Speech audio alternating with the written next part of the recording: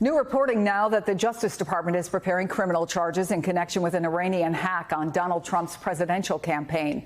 The charges, which were first reported by the Washington Post, focus on an online persona named Robert, who contacted reporters offering campaign documents stolen from the email accounts of Trump advisors.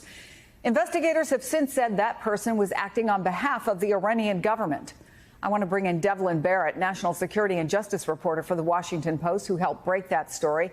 Also, he is co-author of the Trump Trials newsletter. It's good to see you again, Devlin. So what do we know about how this scheme worked? So it wasn't a particularly sophisticated hacking scheme or even a leaking scheme. This used spear phishing, which is basically you send an email that looks official and you basically trick the recipient into clicking on the link. The link basically allows the hacker to access the account, take over the account, take whatever files they want, and, skedaddle with all that data.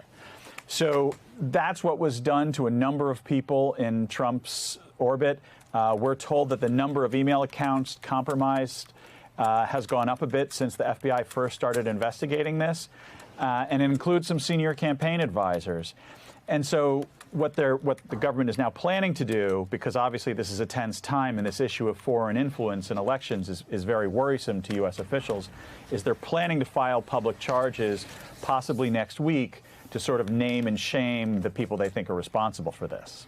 So last week, the DOJ indicting 2 Russian nationals who work for the State Department broadcaster RT. We heard actually a little earlier when we took the press conference by Secretary of State Antony Blinken about it. The charge funneling millions of dollars, right, into right-wing media outlets to spread that information. What do we know really about how extensive it is in this election, and how much can really be accomplished between now and Election Day, less than 2 months away?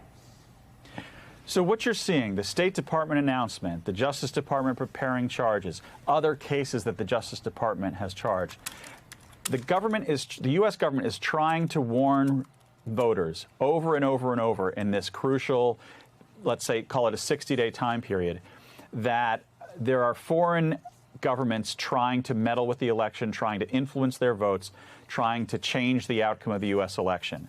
And one senior official yesterday gave a speech calling it a clear and present danger to American democracy. And the reason why they're saying all these things, the reason they're filing these indictments and issuing these statements, is they're trying to inoculate the American public, the voters, from being tricked or fooled. And obviously in the age of the internet, some people are tricked and fooled.